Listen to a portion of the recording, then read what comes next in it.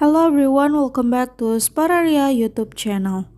Alright guys, so yeah, in this video I would like to share you a tutorial on how to overcome yellow screen on Samsung Galaxy A56.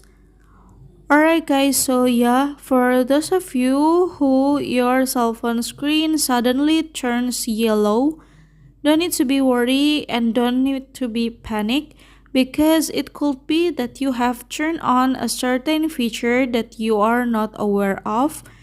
And so yeah, to return the yellow screen to white again is very easy. So yeah, without any further ado, now let's get started to the tutorial. Okay guys, the first now you can go to settings menu on your phone like this, and then now you can go to display guys, and then after that now you can scroll down, and so yeah, here's the feature eye comfort shield. You can turn it off and then your screen will turn to white like usual. Alright guys, so yeah, here's the tutorial and thank you so much for watching. Bye bye.